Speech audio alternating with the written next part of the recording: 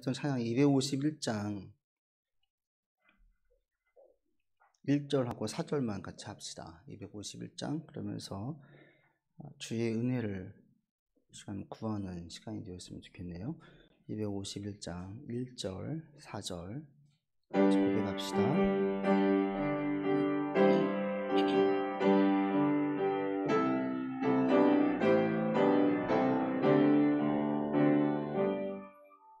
놀랍다 주님의 그 은혜, 우리의 죄를 속하시려 갈보리 십자가 위에서 어린 양 보혈을 흘렸네. 은혜, 우리의 죄를 다시 섞네. 주의 은혜, 우리의 죄를 다시. 4절 비할 수 없는 그 은혜를 믿는 자에게 거저주네. 믿는 자에게 거저주네. 영제여 주 앞에 나와서 거짓지 말고 곧 받으라.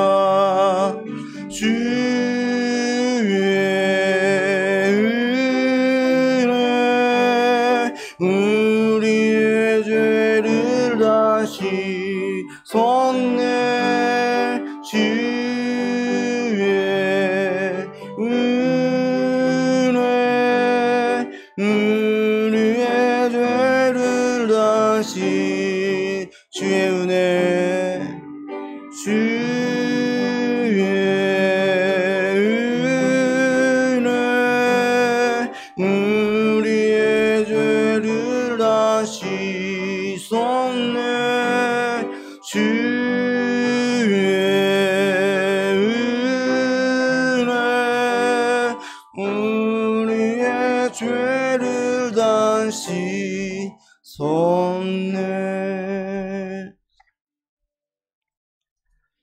아멘. 하나님 말씀 봅시다. 빌립보서 3장 12절 13절 우리 두 절 같이 보겠습니다.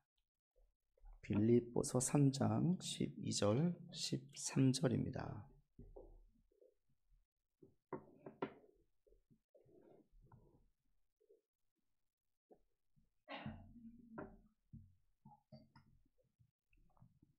빌립보서 3장 12절 13절 합독합니다.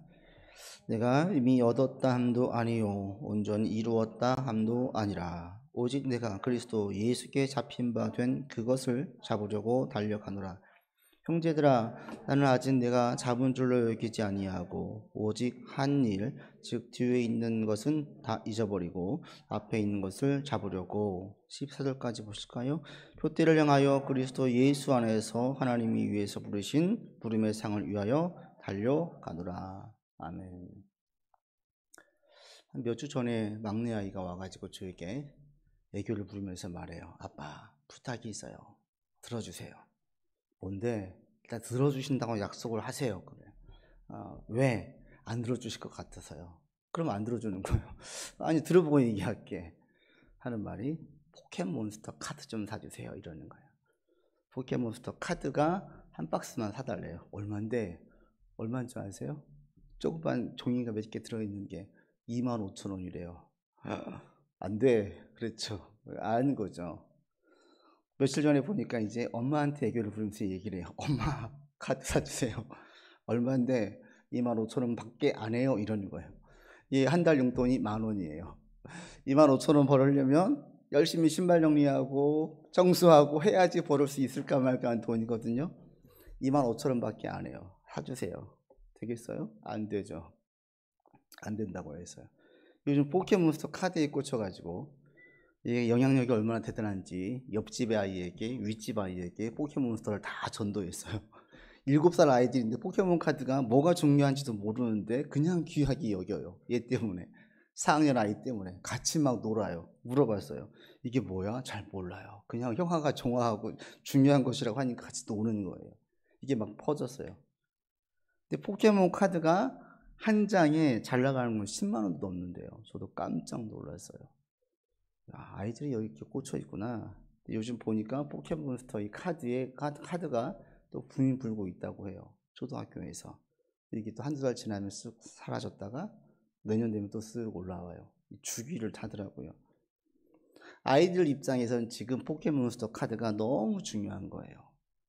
이 막내는 이제 안 되니까 뭐라고 이야기하냐면 그럼 자기 생일 때 생일 선물로 사달래요. 거기까지 간 거예요. 너무 가지고 싶은 거예요.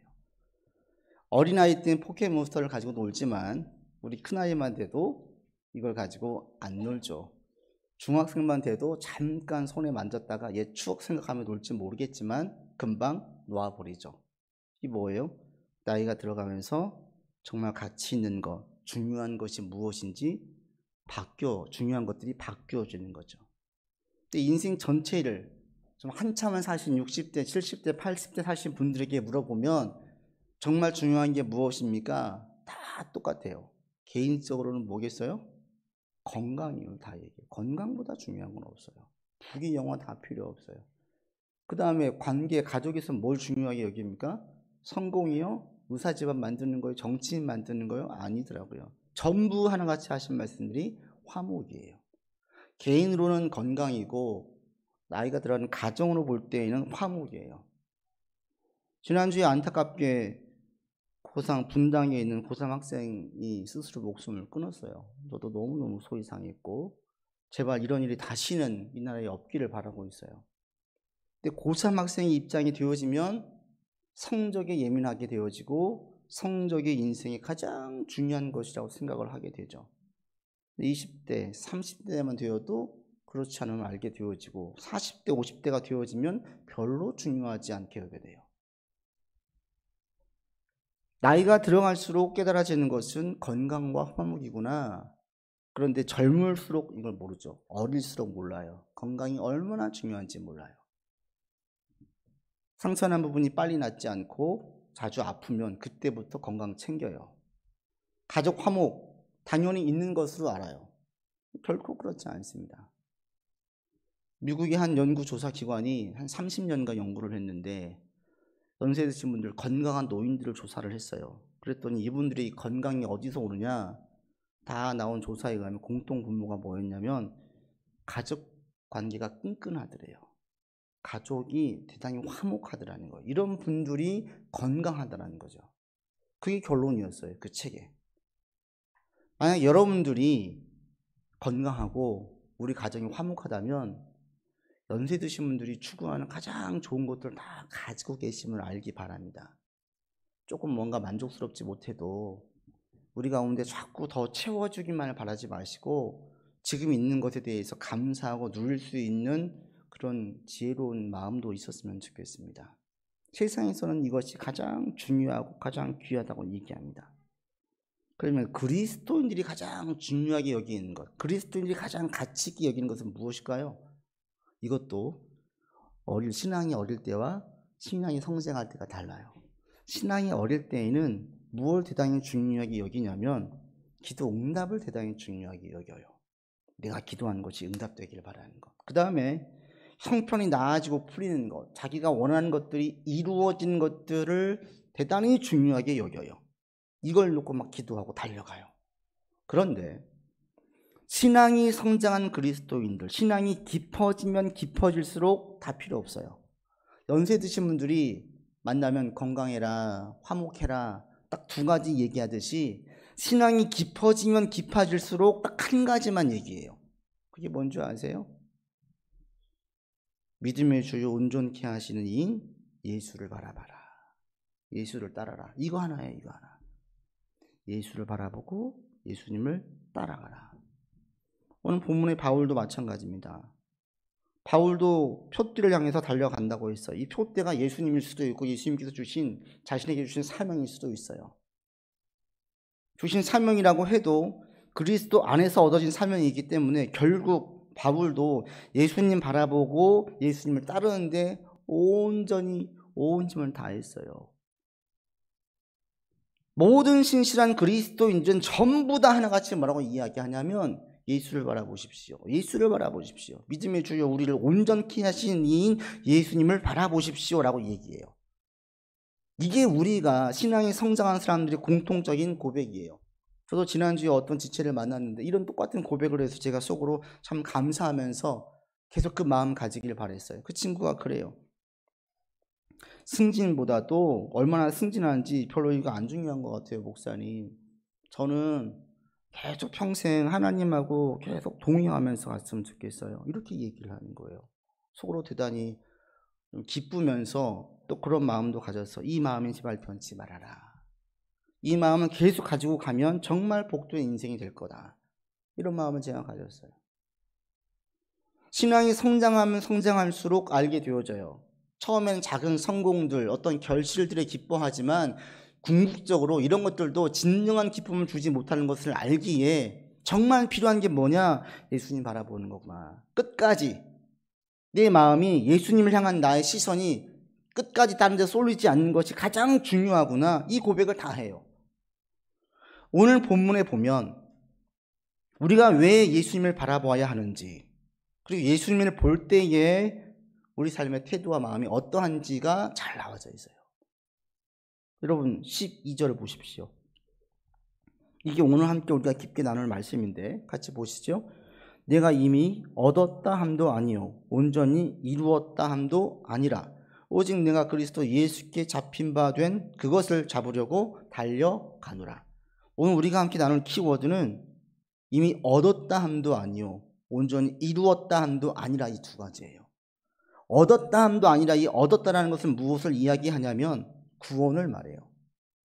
보통 통상적으로 구원을 받았다. 그런데 이 구원을 이야기할 때 바울은 지금 이상하게도 얻었다 함도 아니라고 말해요. 이미 얻은 것인데 우리는 구원 받은 거잖아요. 하나님 자녀가 됐잖아요. 천국 간다고 고백을 하잖아요. 그런데 바울은 그렇게 얘기하지 않아요. 그럼 바울은 믿음이 없습니까? 하나님 자녀가 안 됐습니까? 바울만큼 믿음이 확고한 자가 없어요. 바울은 삼층천에 다녀왔어요. 어떤 영적으로 가능 올 수 있는 신비로운 그 가장 천상의 세계라고 할 수 있는 것을 그 당시에 삼층천이라고 했는데 뭐 입신이라고도 할 수 있는 영과 몸이 분리되어져 있는, 그래서 천국을 다녀왔을 수도 있어요. 삼층천을 다녀온 경험이 바울에게 있어요. 자기에게 가지고 있던 수건을 얹으니까 병이 나았어요. 독사에게 물렸는데 그 독이 자기한테 퍼지지 않았어요. 아무런 해를 가져오지 않았어요. 이런 신비한 체험이 많은 자가 바울이에요. 그 믿음은요 얼마나 확고했는지 하나님의 아들로 하나님의 자녀임을 고백하고 유대인들이 그렇게 중요하게 여기는 할례가 필요하지 않다고 했어요. 이것은 유대인들에게는 파격이에요. 과거에 우리 유교 사상이 팽배했을 때에 제사 안 지낸다 난리가 나는 거와 똑같은 거예요. 할례가 필요하지 않다. 이거 유대인들이 자부심, 자긍심을 없앤 거거든요. 바울의 믿음이 예수 그리스도 안에서 얼마나 확고했던지 할례의 표징 필요 없습니다. 오직 믿음으로 구원받습니다.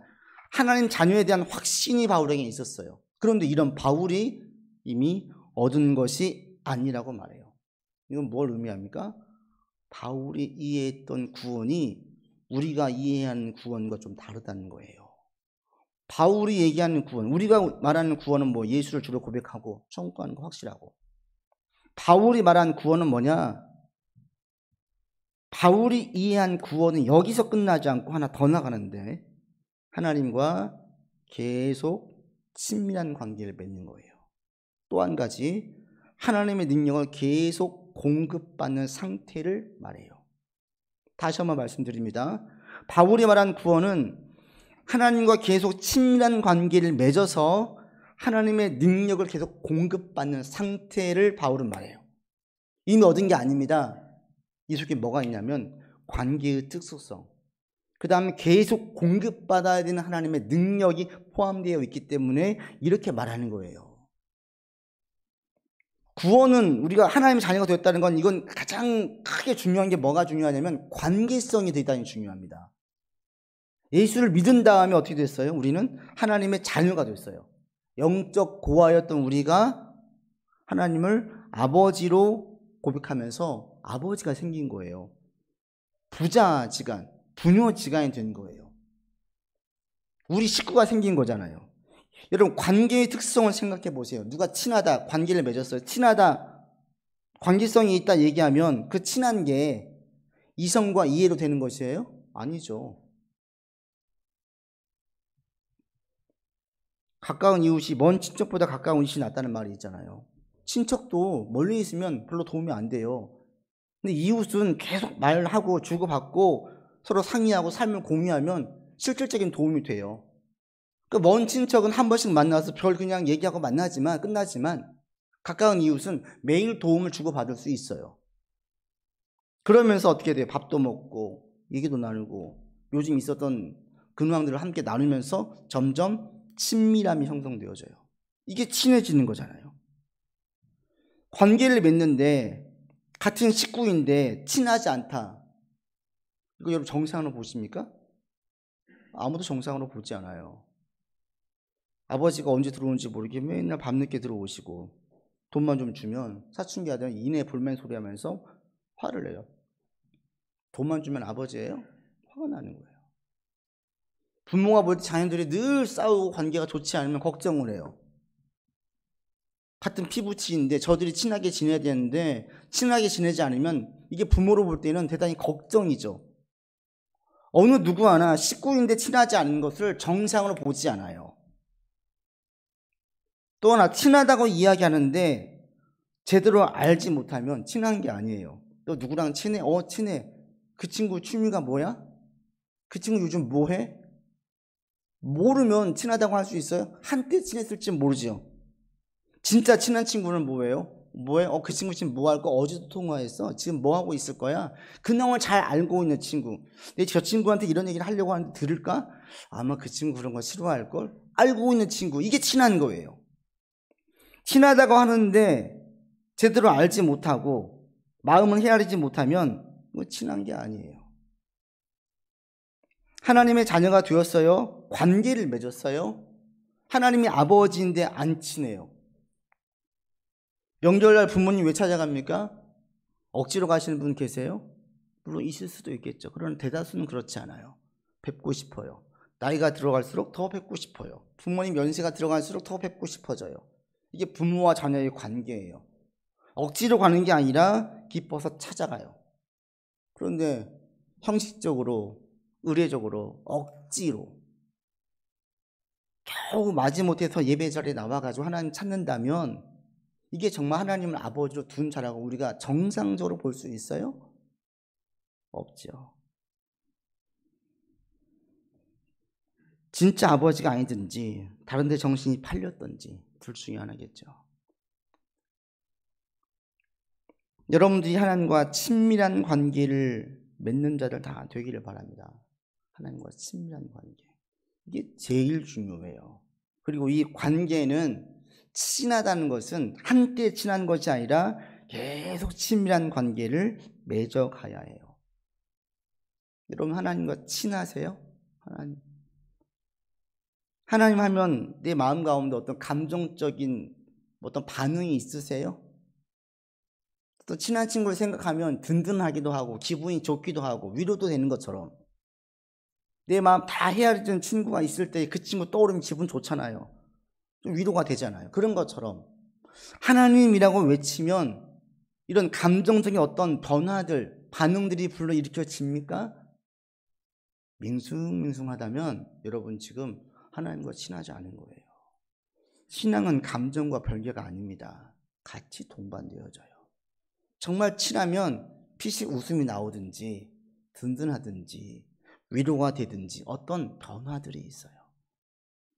하나님 했을 때에 이런 게 없다면 근심이 나를 눌렀든지 다른 데 정신이 팔렸든지 그러지 않고서야 아무런 반응이 없을 수가 없어요. 하나님과 계속 친밀한 관계를 맺는 여러분들 되기를 바랍니다. 하나님의 아버지시라면 그 아버지에게 다른 데 정신 팔리지 말고 효를 다하세요. 나의 아버지에게.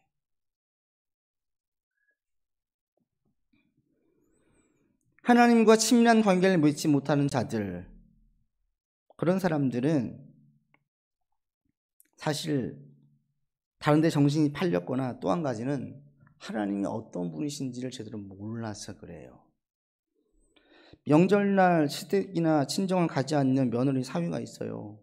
오늘날 사실은 좀 더 많아지고 있다고 해요. 당신 혼자 가. 안 간대요. 근데 만약 시댁이 수천억 자산을 가진 집안이라면 안 갈까요? 친정이 큰 기업을 운영하는 회장 집안이라면 안 찾아갈까요?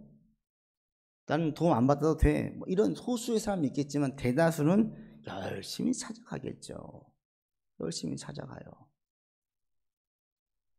잘 보여야 하니까, 인정받아야 되니까, 그래야 좀 도움을 받을 수 있으니까 찾아가요. 사업하는 분들 명절만 되면 선물을 돌려요. 왜 돌려요? 좋은 거래를 유지하기 위해서. 그래야 계속 운영할 때 도움이 되니까, 좋은 관계 맺는 게 플러스가 되니까 선물 주면서 인사하는 거예요. 내게 좋은 것, 좀 유익이 되는 사람들에게는 이렇게 정성을 보이잖아요. 세상에서는. 하나님은 인간과 비교할 수 없을 정도로 가장 큰 도움을 주시는 분이세요.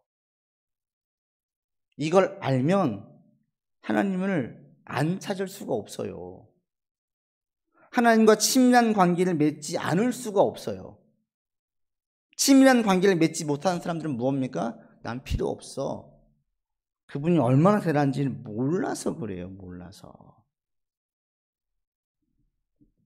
하나님께서 주시는 도움은 어떤 인간이 준 것과는 비견할 수 없을 정도로 가장 큰 것들을 주십니다.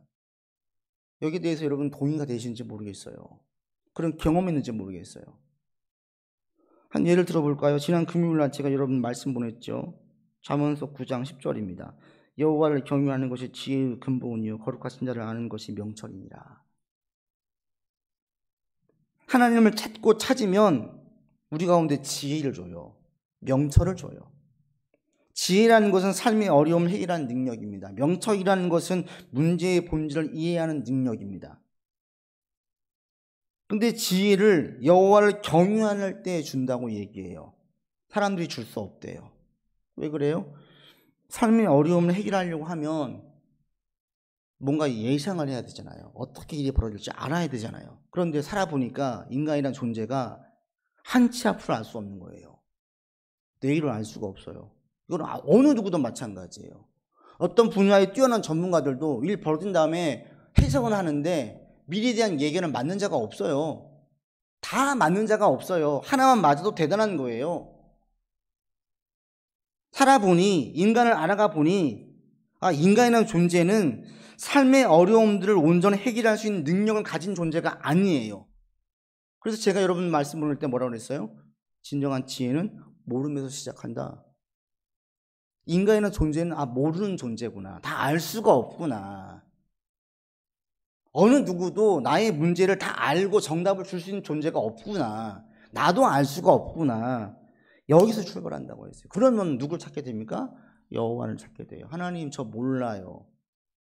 그냥 말씀의 원칙에 의해서 원하신 안내하신 그 방법으로만 그냥 한 발 한 발 뚜벅뚜벅 걸어갈게요. 이거예요. 근데 이게 지혜의 근본이라는, 이게 지혜의 시작이라는 거예요. 여호와를 경외할 때 이 지혜가 얻어지면 어떻게 됩니까? 삶의 어려운 문제들을 비교적 잘 극복해 나가요. 마치 멀리 볼 수 있는 행안과 통찰력을 가진 사람처럼 문제를 대처해 나가요. 자기는 못 봐요. 그냥 여호와를 경외하면서 그냥 그 맞는 순리대로 신앙의 양심에 따라서 그냥 갔어요. 근데 그게 제일 좋은 길이었어요. 10년 뒤에 가보니까 너무 잘한 거예요. 그때 그냥 얼마 몇 푼 지워주는 거하고는 비교가 안 되는 거예요. 명철이 문제의 본질을 이해하는 것이라고 했습니다. 문제의 본질을 이해해야 그 문제가 내게 아픔이 되지 않고 내게 유익이 되죠. 가끔 요즘도 TV에서 자기 아이의 문제로 해결하기 위해서 전문가에게 상의하는 그런 프로들이 있어요. 와서 물어봐요. 어떤 아이는 자기 속에 있는 얘기를 못해요. 이게 부모 걱정인 거예요. 학교에서 한마디도 하지 않는 거예요. 이게 너무 걱정인 거예요. 왜 그러는지. 내 딸아이가 계속 자기 몸을 학대해요. 상처를 냈는데 이 딱지가 앉은 다음에 계속 긁어요. 왜 그런지 몰라요. 부모는 그 문제의 본질, 이걸 이해를 못하는, 뭐가 문제인지. 그 전문가를 찾아와요. 무엇이 문제인지. 무엇인지 문제를 알아야 해결을 하죠. 그냥 엄마는 하지 마, 너 말 좀 해. 이게 답이 아니잖아요. 모르는 거예요. 성경에서는 명철이 어디서 오느냐? 거룩하신 자를 아는 것이 명철이래요. 왜 거룩을 언급했을까요? 거룩은 죄가 없는 상태를 말하죠. 죄가 분리된 거예요. 죄는 어디서 옵니까? 전부 다 자기중심적인 사고에서 와요. 탐욕, 나를 채우기 위해서. 문제가 벌어질 때에 내 입장에서 바라보지 않고 그 아이 입장에서만 바라봐도 훨씬 더 다른 게 보일걸요? 모든 부모들은 어디서 봐요? 자기 입장에서 봐요. 내 입장에서 애를 바라봐요. 4살짜리, 6살짜리, 9살짜리 아이 입장에서 그 아이의 문제를 바라보지 않고 자기 입장에서 내 처지만 이야기를 해요. 답이 보이겠습니까? 안 보이죠.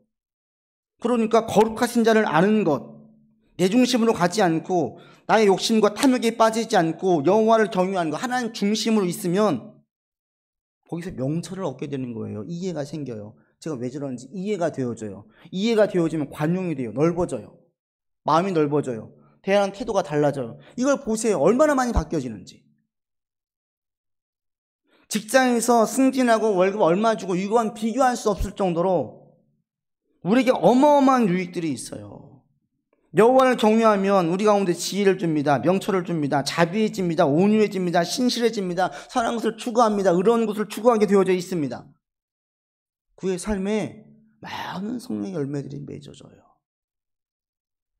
세상이 주는 것과는 비교할 수 없어요. 비교할 수 없어요. 이것들이 우리 안에 있기 때문에 계속 예수님을 찾는 거예요. 아직 완성된 것이 아니에요. 바울은 지금 계속 하나님의 능력을 받아야 그 일을 감당할 수 있기 때문에, 그래서 바울은 아직 받은 게 아니라는 거예요. 계속 받아야 되는 거예요. 저와 여러분도 마찬가지입니다. 계속 우리는 받아야 되는 거예요. 그래서 바울은 기도하고 찬양하고 말씀을 상고하고 자기의 삶의 말씀을 계속 적용하고 이걸 게을리게 하지 않았어요. 여러분도 마찬가지입니다. 하나님과 깊은 관계를 맺는 여러분들 되기를 바랍니다. 아멘.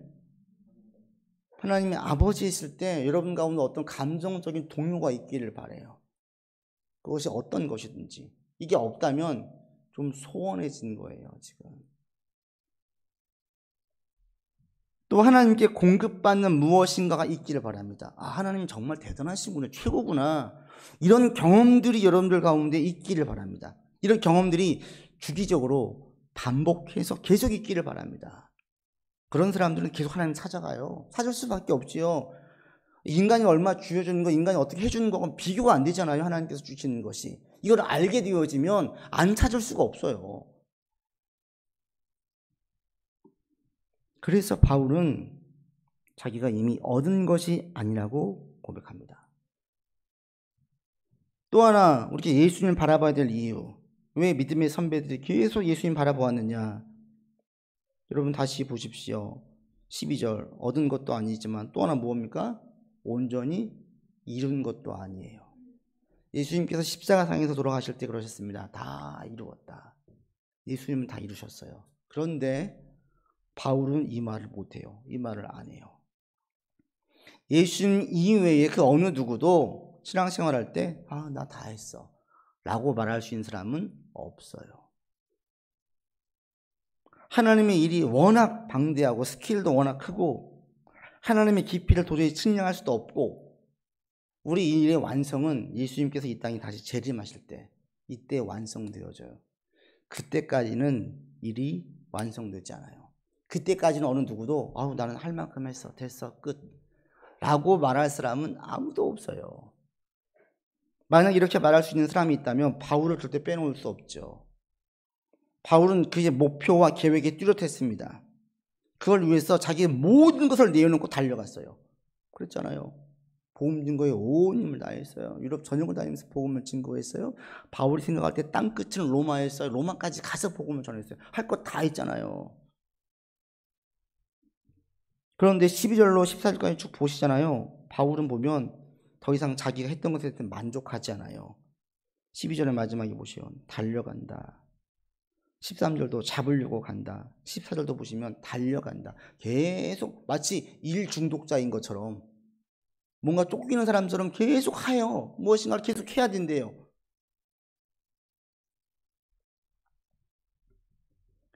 바울은 절대 한 번도 자기가 다 이루었다라고 고백하지 않아요.